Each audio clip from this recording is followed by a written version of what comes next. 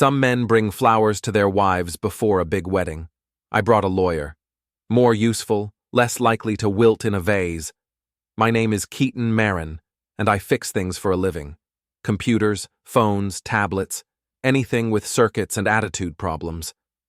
What I couldn't fix was my marriage to Maris, though I'd been trying for 3 years. She worked in corporate PR, the kind of job where image matters more than substance, where every conversation is a performance and every smile has an agenda. "You're not coming to Vance's wedding," Maris announced over breakfast, not looking up from her phone. She wore a silk blouse that cost more than most people's car payments, her auburn hair pulled back in that severe style she called executive chic. "Excuse me?" I set down my coffee mug harder than necessary. "You heard me? This is important for my career. Vance Dorsey isn't just my boss, he's connected to everyone who matters in this city. I can't have you there embarrassing me." "How exactly would I embarrass you?" She finally looked up, those green eyes cold as winter. "Do I really need to spell it out? You repair computers, Keaton. These people run corporations. You wear jeans to dinner parties. They wear custom suits. You think sarcasm is charming. They think it's crude." I leaned back in my chair, studying her face. 3 years ago, she'd found my sarcasm charming. 3 years ago, she'd said she loved how I could fix anything. 3 years ago, she'd married me in a courthouse ceremony because big weddings are just showing off. Now she was obsessed with showing off. "So what am I supposed to do while you're rubbing elbows with the elite?" "Stay home, watch a game, fix something." She waved her hand dismissively. "I don't care, just don't come to the wedding." I watched her gather her purse and keys, preparing to leave for work. The same routine every morning, kiss on the cheek that felt more like obligation than affection, a cloud of expensive perfume, and the click of heels on hardwood as she walked out of my life for another 8 hours.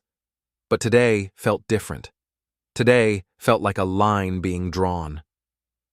After she left, I called my friend Jaden Rodriguez. No, scratch that, Jaden Williams. He ran a small investigation service, mostly insurance fraud and cheating spouses. We'd known each other since high school, back when we were both nobodies with big dreams and bigger mouths. "She actually banned you from the wedding?" Jaden's voice crackled through my phone's speaker as I sorted through repair tickets. Her exact words were that I'd embarrass her. "Man, that's harsh. What are you gonna do?" I stared at the stack of broken devices on my workbench. Each one had a problem, and each problem had a solution. You just had to be patient enough to find it. "I'm going to fix something," I said. That afternoon, I drove to Rachel Danning's law office. Rachel was sharp, efficient, and had zero tolerance for games. She'd handled my business contracts and had always been straight with me about legal realities. "Divorce papers?" she asked, raising an eyebrow. "You sure about this, Keaton?" "Not divorce, separation. I want to know my options." Rachel leaned forward, her expression serious. "What's going on?" I told her about the wedding ban, about Maris's increasing obsession with status, about the growing distance between us. What I didn't tell her were my suspicions. The late-night phone calls Maris took in another room, the new lingerie I'd found in her drawer, the credit card charges from restaurants I'd never been to. "I need to know where I stand legally," I said. "Assets, property, business, everything." Rachel nodded. "I'll draw up some preliminary documents. But Keaton, if you're thinking about serving her papers, timing matters. Public humiliation can backfire in court. What if the public humiliation is deserved?" She studied my face for a long moment. "Then you better have proof." That evening, Maris came home later than usual, claiming she'd been networking at some corporate event. She seemed excited, almost giddy, talking about Vance's upcoming wedding and how it would be the social event of the year. "Celine and Tasha will be there," she said, referring to her 2 closest friends. "And Brent Karr from the sales division. You remember Brent? Tall, athletic, drives that red Corvette." I remembered Brent. Cocky, loud, the kind of guy who wore his gym membership like a badge of honor. I also remembered how Maris's eyes had lingered on him at the last company party. "Sounds like quite the guest list," I said. "It will be. These are the people who matter, Keaton, the people who can make or break careers." She paused at the kitchen doorway. "I'm glad you understand why you can't be there." After she went upstairs, I sat in my workshop, surrounded by broken electronics and growing certainty that my marriage was just another device in need of repair. The question was whether it was worth fixing or if it was time to recycle the parts. I picked up my phone and called Jaden. "I need a favor," I said when he answered. "What kind of favor?" "The kind that requires patience and a camera." The next few days passed in a blur of routine and reconnaissance. Maris left early and came home late, always with stories about wedding preparations and work events. I nodded and smiled and played the part of the understanding husband, while Jaden did what he did best, watched and waited. Before we dive deeper into this story, I have one small request. Please subscribe, drop a like, comment, and hit that hype button to boost this channel so more people can discover these incredible Reddit stories. The break came on Thursday night. Maris thought I was asleep when her phone buzzed with a text message. She slipped out of bed and padded to the bathroom, closing the door behind her. But she forgot that I'd installed a smart home system 6 months ago, complete with audio monitoring. Her voice was barely a whisper, but the system picked it up clearly. "I can't wait either," she said. "Saturday will be perfect. After the ceremony, when everyone's dancing." There was a pause as she listened to whoever was on the other end. "No, he won't be there. I made sure of that. We'll have all night." My hands clenched into fists as I lay there in the dark, listening to my wife plan her betrayal. But alongside the anger was something else, a cold, calculating calm. The same feeling I got when I diagnosed a particularly tricky repair job. I'd found the problem. Now, I needed to fix it. Saturday morning arrived with unseasonable warmth and crystal-clear skies. Perfect wedding weather, as Maris noted while getting ready. She'd spent 2 hours on her hair and makeup, transforming herself into someone I barely recognized, polished, glamorous, untouchable. "You look beautiful," I said, and meant it. Even knowing what I knew, even planning what I was planning, she was still stunning. "Thank you." She smoothed her dress, a midnight blue number that probably cost more than my truck payment. "I should be home around 11. Don't wait up." "Have fun," I said, kissing her cheek. "I hope you get everything you deserve." She smiled, missing the double meaning entirely, and left in a cloud of perfume and anticipation. I waited 10 minutes, then loaded my van with audio-visual equipment and drove to Millbrook Country Club. The venue was a sprawling estate on the outskirts of town, the kind of place where membership required both money and connections. Exactly the sort of location Maris would find impressive. My cover story was simple. I was the backup AV technician, called in at the last minute to handle additional equipment. I'd learned long ago that if you carry a clipboard and look like you belong, most people won't question your presence.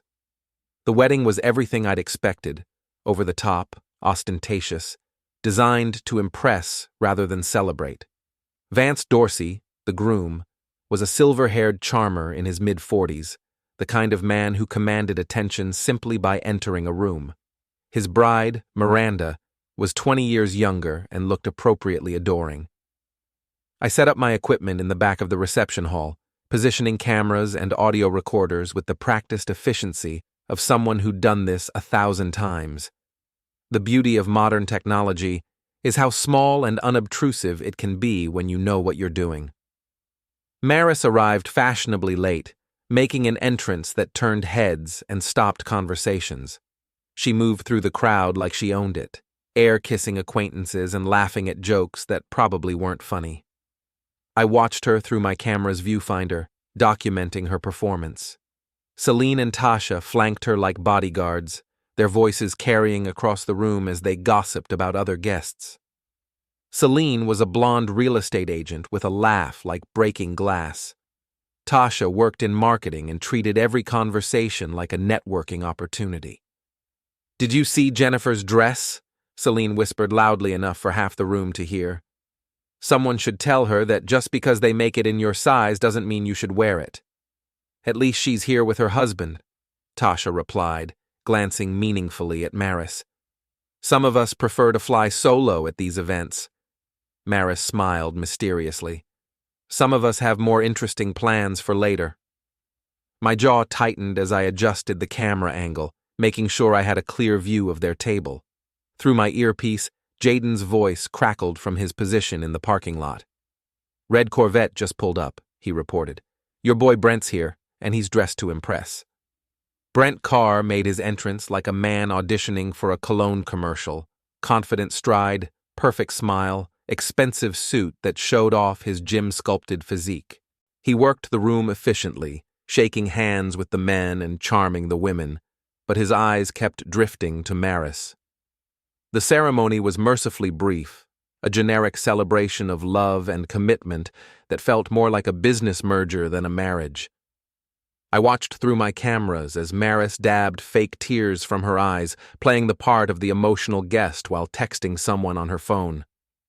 The reception began with dinner and speeches, the usual parade of toasts and inside jokes that meant nothing to anyone outside the immediate circle. I used the time to position additional recording devices, slipping them under tables and behind flower arrangements with the casual efficiency of someone adjusting AV equipment. As the evening progressed, the alcohol flowed and inhibitions lowered. Maris and Brent found excuses to talk, their conversations growing longer and more intimate as the night wore on. They thought they were being subtle, but my cameras caught every lingering glance, every accidental touch. "They're not exactly hiding it," Jaden observed through my earpiece. "Half the room is watching them flirt."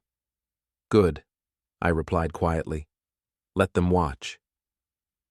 Around 9 o'clock, as the dancing began, Maris and Brent disappeared onto the outdoor patio. I followed with a handheld camera, staying in the shadows as they found a secluded corner near the garden. What I recorded next would have been heartbreaking if I hadn't already prepared myself for it. My wife of 3 years, the woman who'd promised to love and honor me, pressed against another man, whispering promises and making plans that didn't include her husband. "Tomorrow night," she breathed against his ear. "He'll be at his workshop until late. We'll have the house to ourselves." Brent's hands roamed places they had no business being. "What about after that? We can't keep sneaking around forever." "We won't have to. I'm working on it." She pulled back to look at him. "Trust me, everything's going to change soon." I'd heard enough. More than enough. I slipped back inside and found a quiet corner to review the footage, making sure I had everything I needed. The audio was clear, the video was damning, and my marriage was officially over. But ending it wasn't enough. Not after being humiliated, dismissed, and betrayed. Maris wanted to play status games? Fine. I'd show her how the game was really played. I pulled out my phone and sent a text to Rachel. "Bring the papers. It's time."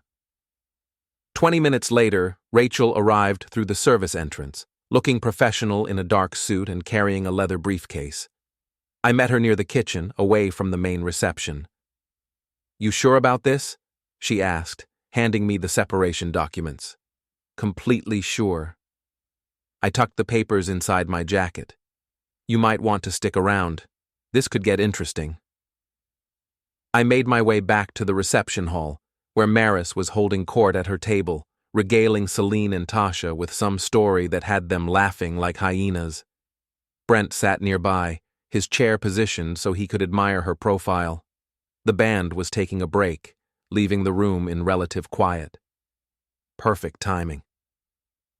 I walked up to their table with a confident smile, the separation papers hidden behind my back. "Good evening, everyone. Sorry I'm late." Maris's face went white. "Keaton? What are you doing here?" "Attending my boss's wedding, of course."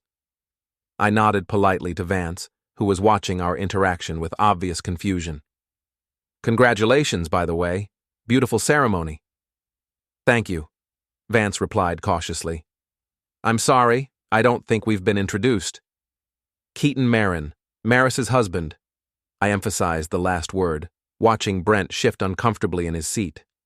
I run the AV equipment tonight. Small world, isn't it?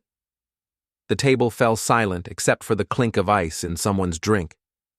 Maris looked like she wanted to disappear into the floor. I thought you weren't coming, she said weakly. Change of plans. I pulled out the separation papers with a flourish. Speaking of which, I have something for you. Her eyes widened as she recognized the legal documents. Keaton, what is this? Your freedom. I placed the papers in front of her with exaggerated courtesy. Congratulations, darling. You're officially separated. No more embarrassing husband to worry about at social events. The silence stretched like a taut wire. Every eye at the table was fixed on us, and I could feel the attention of nearby tables shifting our way. This was exactly what I'd wanted, a public moment, witnessed and remembered. Maris's mask finally cracked. You can't do this here. Not now. Why not? You said these are the people who matter, right? The ones who make or break careers? I gestured to the stunned faces around the table. Seems like the perfect audience. Brent started to stand, his face flushed with anger or embarrassment. Now wait just a minute. Sit down, Brent. My voice carried a quiet authority that surprised even me. This doesn't concern you. Yet. He sat. I turned back to Maris, who was staring at the papers like they might burst into flames. You wanted status, sweetheart. You wanted to be free of your embarrassing husband. Congratulations, you got both. The reception hall buzzed with whispered conversations and stolen glances as word of my dramatic paper service spread through the crowd. Maris sat frozen at her table, the separation documents scattered in front of her like evidence at a crime scene. Her carefully constructed image was cracking in real time. This is insane, she hissed, finally finding her voice. You can't just... I can, and I did. I pulled out a chair and sat down uninvited, making myself comfortable. Rachel handled all the paperwork. Everything's legal and binding. Vance cleared his throat awkwardly. Perhaps this conversation should continue somewhere more private? Oh no, I said cheerfully. Maris loves an audience. Don't you, honey? Besides, I'm sure everyone here is eager to hear why I'd walk away from such a devoted wife. Celine and Tasha exchanged nervous glances. They'd been enjoying the drama when it was happening to someone else, but now they were part of the show. Brent looked like he wanted to crawl under the table. My phone buzzed with a text from Jaden. Package delivered to group chat. Enjoy the fireworks. I smiled and checked my watch. In about 30 seconds, every wedding guest with a smartphone would receive a very interesting message. The first phone chimed at the table behind us. Then another. Within moments, the gentle buzz of notifications filled the room like electronic locusts. I watched faces change as people read Jaden's carefully crafted message, a group text containing selected excerpts from Maris and Brent's romantic correspondence, complete with timestamps and context. What did you do? Maris demanded, her voice rising. I shared some interesting reading material with your friends. I gestured to the room, where clusters of guests were huddled around phones, their expressions ranging from shock to delight. You always said communication was key to good relationships. Tasha's phone buzzed. She glanced at it and her face went pale. Oh my God, Maris. What? Maris snatched the phone and read the screen. Her face cycled through several shades of red before settling on a sickly green. You recorded us? Audio and video. Very thorough documentation. I leaned back in my chair, enjoying her panic. Turns out my AV skills are more useful than you thought. The whispers were getting louder now, less discreet. I caught fragments of conversation from nearby tables.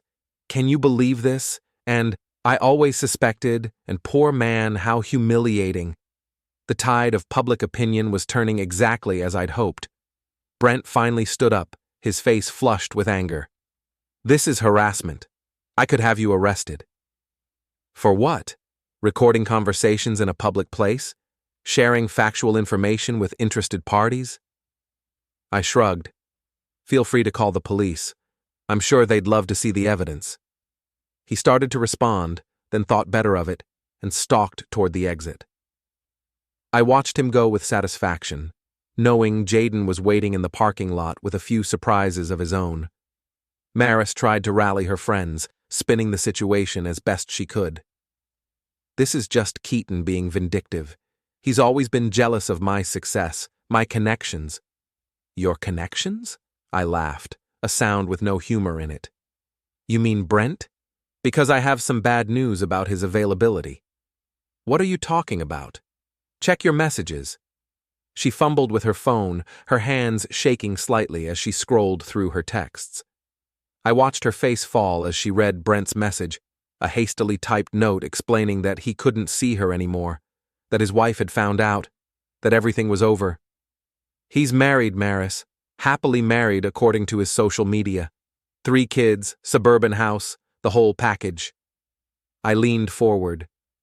"Did you really think you were special? Or were you just convenient?" The fight went out of her like air from a punctured balloon. She slumped in her chair, surrounded by friends who were suddenly very interested in their drinks and very uninterested in making eye contact. Vance's wife Miranda appeared at our table, her face a mask of polite concern. "Is everything all right here?" "Just wonderful," I replied. "Your husband throws a lovely party, very revealing." Miranda's smile was sharp as a blade. "Yes, it certainly has been illuminating. Vance and I were just discussing some of the evening's surprises." She glanced meaningfully at Maris, and I realized that the gossip network worked both ways. If Maris's affair was public knowledge, it wouldn't take long for people to start wondering about her relationship with her married boss. "I should probably go," Maris said quietly, gathering her purse. "Probably," I agreed. "But first we should discuss the practical matters. Living arrangements, asset division, that sort of thing." Her head snapped up. "What do you mean?" I pulled out a second set of documents, these ones prepared by Rachel earlier in the week. Funny thing about joint bank accounts, they require both signatures for major withdrawals. I've been very busy this week making sure our assets are properly protected. She grabbed the papers and scanned them frantically. "You froze everything? The accounts, the credit cards, even my car loan?" "Temporary measure until we can work out a fair division. Don't worry, you'll get exactly what you deserve." The math was brutal and entirely legal. Our prenup, which Maris had insisted on to protect her professional reputation, worked both ways. My business assets were mine, the house was in my name, and her expensive lifestyle had been funded largely by my income. She was left with her salary, her savings, and whatever she could carry. "You can't do this to me," she whispered. "I already did." I stood up, straightening my jacket. "Enjoy the rest of the reception. I hear the band is excellent." I walked away from the table, leaving Maris surrounded by the wreckage of her social standing. The guests parted before me like I was some kind of celebrity, their expressions ranging from admiration to fear. A few even nodded approvingly. In the parking lot, Jaden was waiting by his car, grinning like a kid on Christmas morning. "How'd it go in there?" "Better than expected. How about out here?" "Oh, you're going to love this." He pulled out his phone and showed me a video. Brent made it about 50 feet before his car started acting up. The footage showed Brent's red Corvette jerking and sputtering in the parking lot, smoke pouring from under the hood, while wedding guests looked on in amusement. Brent stood beside it, frantically calling someone on his phone while his expensive suit wilted in the heat. "Sugar in the gas tank?" I asked. Even better, remote-controlled smoke machine under the hood triggered by his key fob. Completely harmless, Totally legal and absolutely humiliating. Jaden's grin widened. The best part is, his wife showed up to give him a ride home. Apparently, she had some questions about his evening plans. I watched the video again, savoring every second of Brent's public embarrassment. It was petty, juvenile, and completely satisfying. "What's next?" Jaden asked. I looked back at the country club, where the reception was still in full swing despite the evening's drama. Through the windows, I could see Maris at her table, isolated and defeated, while the party continued around her. "Now we wait," I said. "The real fun starts Monday morning." Monday morning came with gray skies and the promise of rain.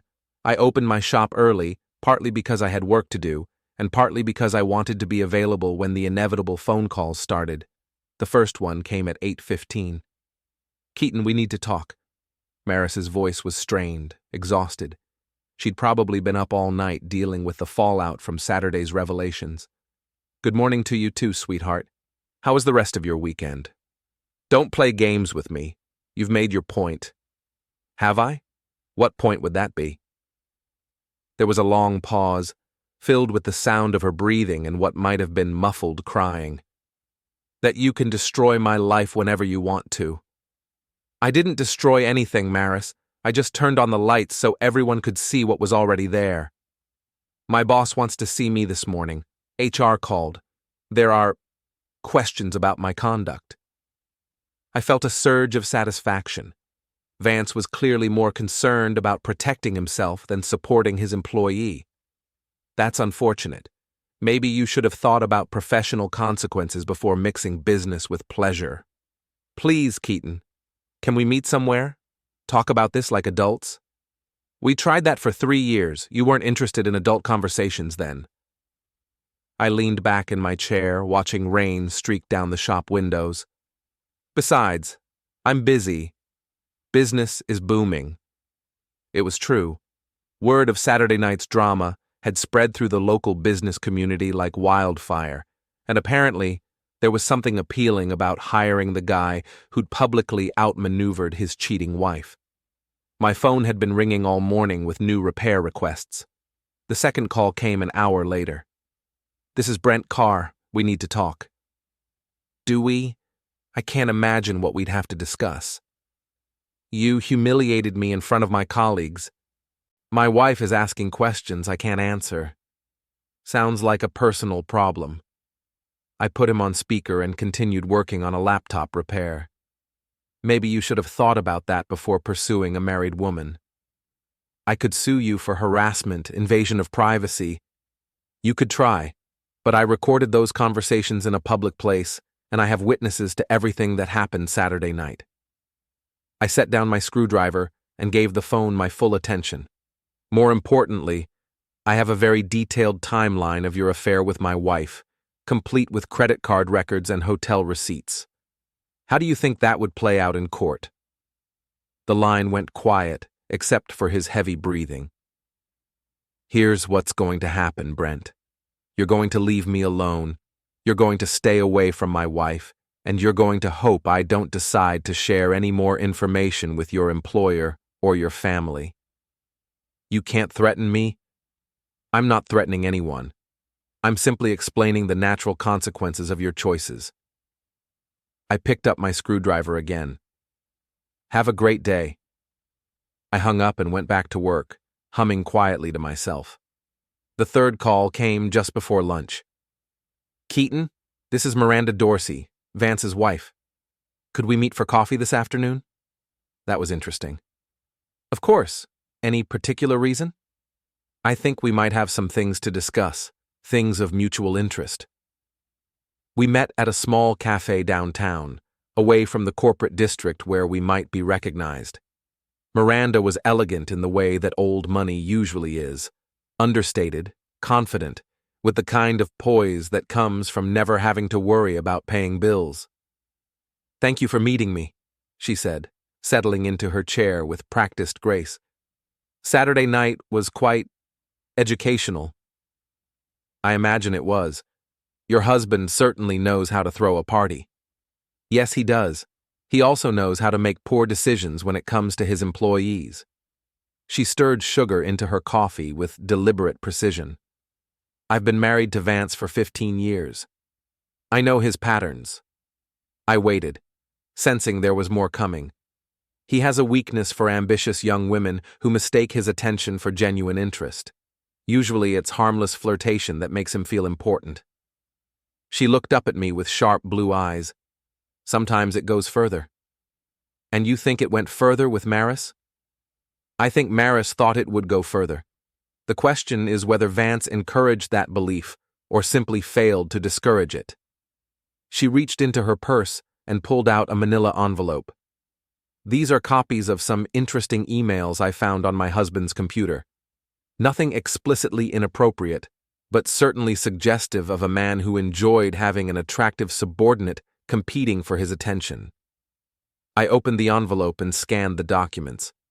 The emails were carefully worded but unmistakably flirtatious, full of inside jokes and subtle innuendo.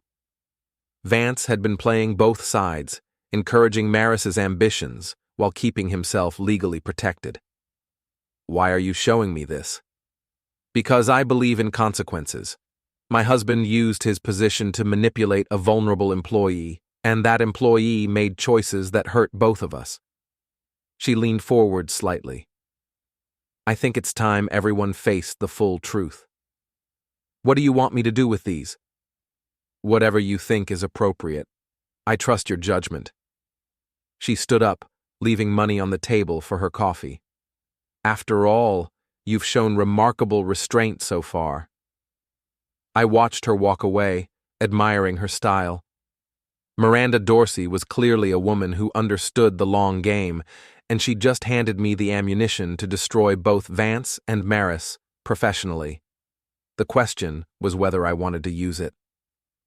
That evening, I was closing up the shop when Maris appeared at my door. She looked terrible, pale, exhausted, with the hollow-eyed look of someone who hadn't slept in days. They're conducting a formal investigation, she said without preamble. HR, the legal department, even outside consultants. Someone leaked information about my relationship with Vance. That's unfortunate. I continued packing up my tools, not looking at her. It was you, wasn't it? You're not satisfied with destroying my marriage. Now you want to destroy my career too. I finally turned to face her, and what I saw almost made me feel sorry for her. Almost. Your marriage destroyed itself the moment you decided another man was more important than your husband. Your career is destroying itself because you thought sleeping your way to the top was a viable strategy. I locked my toolbox with a sharp click. I didn't cause any of this, Maris. I just stopped pretending it wasn't happening. Please. The word came out as barely a whisper. I made mistakes, I know that, but we can fix this. We can go to counseling, work things out. No, we can't. I walked to the door and held it open. It's too late for that. It was too late the moment you chose him over me. She stood there for a long moment, tears streaming down her face, looking nothing like the polished professional who'd walked out of our house just a week ago. I loved you, she said finally. No, you didn't. You loved what I could provide. Stability, financial security, someone to come home to when the excitement wore off. I stepped aside, gesturing for her to leave. But you never loved me enough to choose me. After she left, I sat in my empty shop and thought about consequences. Maris would probably lose her job, her reputation, and most of her social circle. Brent was already dealing with a suspicious wife and damaged career prospects. Vance would face his own reckoning when the investigation concluded. It should have felt like victory. Instead, it just felt like the end of something that had been broken for a long time. But I wasn't done yet. There was still one more move to make, one final demonstration of exactly how the status game was really played. I picked up my phone and called Jaden. How do you feel about crashing one more party? The Millbrook Country Club looked different on a Wednesday evening. The weekend's wedding decorations were gone, replaced by the sterile efficiency of a corporate event space. Perfect for what I had in mind. I'd sent carefully worded invitations to all the key players, suggesting a mediation meeting to resolve outstanding issues in a civilized manner. Rachel had helped craft the language, making it sound official and unavoidable, the kind of meeting that people attend because they're afraid of what might happen if they don't. Maris arrived first, looking nervous and overdressed in a business suit that probably cost more than most people's rent. She'd lost weight in the past week, her face gaunt with stress and sleepless nights. "What is this really about, Keaton?" she asked, taking a seat at the conference table I'd set up in the center of the ballroom. "Closure," I said simply, "for both of us." Brent came next, his usual swagger replaced by wary caution. His wife had thrown him out, according to Jaden's sources, and he was staying at a downtown hotel while their lawyers worked out the details of their separation. Vance arrived exactly on time, flanked by a nervous-looking assistant and a man I recognized as the company's legal counsel. He surveyed the room with the practiced eye of someone accustomed to controlling situations. "This is highly irregular," the lawyer said. "My client has no obligation to participate in this, whatever this is." "Of course not," I replied. "Everyone's free to leave at any time, though I should mention that the local news crew outside might have questions about why you left so quickly." It was a bluff. There was no news crew, but the lawyer's face went pale anyway. In the age of social media, perception mattered more than reality. Celine and Tasha arrived together, their usual gossipy confidence replaced by obvious discomfort. They'd been collateral damage in the weekend's explosion, their reputations tarnished by association with Maris's scandal. "I don't understand why we're here," Celine said, her voice shrill with anxiety. "We didn't do anything wrong." "Didn't you?" I gestured to the chairs around the table. "Please, everyone sit. We have a lot to discuss." As they settled into their seats, I activated the room's AV system. Screens descended from the ceiling, speakers hummed to life, and suddenly the ballroom was transformed into a multimedia presentation space. "Over the past week, I've been thinking about truth," I began, walking slowly around the table like a prosecutor addressing a jury. "About the difference between what people say and what they actually do. About the gap between public image and private reality." The first image appeared on the screens, a photo from Vance's wedding, showing the group at their table, smiling and laughing without a care in the world. This was taken last Saturday night, about an hour before everything changed. Look at those faces, happy, confident, secure in their little world of status and privilege. I clicked a remote, and the image changed to a screenshot of text messages between Maris and Brent. But this is what was really happening. While you were all playing your parts, performing your roles, the truth was hiding in plain sight. Maris's face went white as her private messages appeared on the giant screens for everyone to read. Brent slumped in his chair, his head in his hands. "Keaton, this is enough," Vance said, his voice tight with controlled anger. "You've made your point. End this now before it goes too far." "Too far?" I laughed, a sound with no warmth in it. "We're just getting started." The next series of images showed email exchanges between Vance and Maris, the ones Miranda had provided, documenting months of inappropriate workplace flirtation and power games. "Let's talk about leadership, shall we? About the responsibility that comes with authority and the trust that employees place in their supervisors." Vance's lawyer started to stand. "This is harassment. We're leaving." "Sit down," I said quietly, and something in my voice made him freeze. "You'll want to see this next part." The screens filled with financial records, expense reports, credit card statements, hotel receipts. A paper trail showing exactly how company resources had been used to fund personal relationships and inappropriate conduct. Embezzlement is such an ugly word, I mused. But when you use corporate accounts to pay for romantic dinners and hotel rooms, what else would you call it? The room erupted in chaos. Vance was shouting at his lawyer, Maris was crying, Brent was demanding to know where I'd gotten the information. Only Celine and Tasha sat in stunned silence, finally understanding the magnitude of what they'd been party to. I raised my hand for quiet, and surprisingly, the room settled down. "Here's what's going to happen," I said, my voice calm and reasonable. "Vance, you're going to resign from your position and make full restitution for any company funds you've misappropriated. Your wife already has copies of everything, so fighting it will only make things worse." His face was purple with rage, but he didn't argue.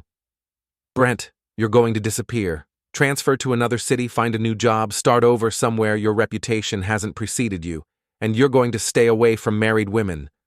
He nodded miserably. "Maris." I turned to face my wife, and for a moment, my resolve wavered. She looked so small, so broken, nothing like the confident woman who'd walked out of our house a week ago. "You're going to sign the separation papers without contest. You're going to take your share of our assets and build a new life somewhere else, and you're going to learn the difference between love and convenience." "What about us?" Celine asked in a small voice. "What do you want from us?" "Nothing," I said. "You're just collateral damage. Try to choose better friends next time." I clicked off the presentation system, and the screens retracted into the ceiling. The ballroom returned to its normal lighting, but the atmosphere remained charged with tension and defeat. "This meeting is over," I announced. "Everyone knows what they need to do. I suggest you get started." One by one, they filed out of the room. Vance and his lawyer huddled in urgent conversation. Brent walked out alone, his shoulders slumped with the weight of his destroyed life. Celine and Tasha left together, already whispering about damage control. Maris was the last to leave. She stood at the door for a long moment, looking back at me across the empty ballroom. "I really did love you," she said quietly. "I know," I replied. "Just not enough." After she left, I stood alone in the vast space, surrounded by the echoes of confrontation and the satisfaction of justice served. It should have felt like victory. Instead, it felt like the end of everything I'd thought I wanted. But there was still one more act to play out. One final demonstration of exactly how far I was willing to go to protect what was mine. The next morning brought unexpected visitors to my shop. 3 of them, to be exact, and none of them looked happy to be there.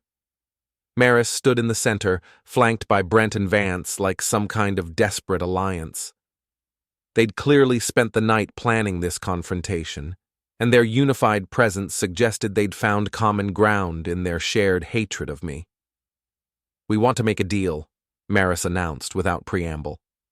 I looked up from the tablet I was repairing, taking in their disheveled appearances and desperate expressions. "What kind of deal?" "You've made your point," Vance said, his usual commanding presence replaced by barely controlled panic. "We all understand the consequences of our actions.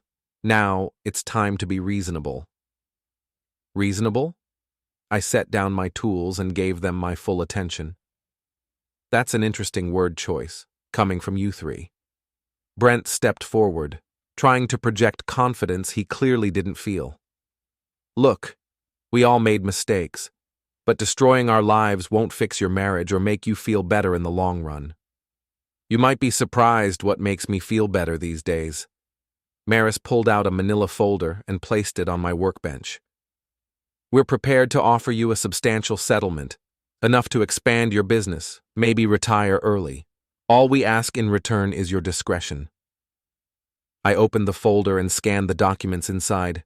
It was a comprehensive agreement, offering me a significant sum of money in exchange for my silence about everything I'd discovered. The numbers were impressive, more than I'd make in 5 years of normal business. "This is quite generous," I admitted. "Where exactly would this money come from?" The 3 of them exchanged glances, and I saw the truth in their faces before anyone spoke. "That's not your concern," Vance said finally. "Actually, it is, Because if this money comes from corporate accounts or insurance fraud or any other illegal source, I'd be an accessory to whatever crime you're planning. It's not illegal, Maris said quickly. It's just creative accounting. I laughed, a genuine sound of amusement. You're trying to bribe me with stolen money? That's your master plan? It's not stolen, Brent protested. It's a legitimate business expense. For what? Hush money to cover up embezzlement and harassment? I shook my head in amazement. You three are even dumber than I thought. The masks of reasonableness finally slipped, revealing the desperation underneath. You self-righteous piece of trash, Vance snarled. You think you're so much better than us? You're just a small-time repairman with delusions of grandeur. Maybe. But I'm a small-time repairman who isn't facing criminal charges. Maris leaned forward, her eyes bright with malicious intent. What if you were? What if evidence surfaced suggesting you'd been stealing from customers, overcharging for repairs, maybe even accessing private information from their devices? The threat was clear, and I had to admire their audacity. They were planning to frame me for crimes they'd invented, using their connections and resources to destroy my reputation and business. That's an interesting theory, I said calmly. There's just one problem with it. What's that? Brent asked. I've been recording this entire conversation. The color faded from their faces as I held up my phone, the recording app clearly visible on the screen. In the background, I could hear Jaden's voice through my Bluetooth earpiece. Got it all, buddy. Crystal clear. You recorded us without consent, Vance said desperately. That's illegal. Actually, it's not. This is a one-party consent state, and this is my private business. I smiled pleasantly. Plus, you just confessed to conspiracy, attempted bribery and fraud. The police are going to love this. As if on cue, the front door chimed and 2 uniformed officers entered my shop. Rachel followed behind them, looking professional and satisfied. Gentlemen, she addressed the officers, I believe these 3 individuals just provided you with sufficient evidence for multiple felony charges. What followed was a beautiful example of justice in action. Vance was arrested for embezzlement and conspiracy. Brent faced charges related to the fraudulent settlement offer. Maris, as the architect of the frame-up attempt, was looking at the most serious charges of all. As they were led away in handcuffs, Maris looked back at me one last time. This isn't over, she said. Yes, it is, I replied. It's been over for a long time. You're just finally catching up. The aftermath was everything I could have hoped for. The local news picked up the story, painting me as the wronged husband who'd outsmarted his cheating wife and her accomplices. My business exploded with new customers who wanted to support the underdog who'd won. Vance's company fired him immediately and launched a full investigation into his financial practices. His wife, Miranda, filed for divorce and took half of everything he'd worked to build. Last I heard, he was working as a sales associate at a car dealership in another state. Brent's wife cleaned him out in their divorce settlement, taking the house, the cars, and custody of their children. He moved back in with his parents and got a job delivering pizza. Maris plea-bargained her way to 18 months in minimum security prison and 5 years of probation. Her legal career was over, her social standing destroyed, her carefully constructed image reduced to rubble. As for me, I expanded my business, hired 2 employees, and bought a bigger building. I started dating again, carefully, slowly, with the wisdom that comes from experience and the confidence that comes from knowing exactly what I'm worth. The status game, it turns out, isn't about who has the most money or the best connections or the fanciest clothes. It's about knowing who you are and being willing to fight for what you deserve. And sometimes, if you're smart enough and patient enough and just a little bit ruthless, you can rewrite the rules entirely. Standing in my expanded shop, surrounded by the tools of my trade and the success I'd built from the ashes of my marriage, I finally understood what Maris had never grasped. True status isn't something you can steal or manipulate or sleep your way into. It's something you earn, one honest day at a time, and I'd earned every bit of mine.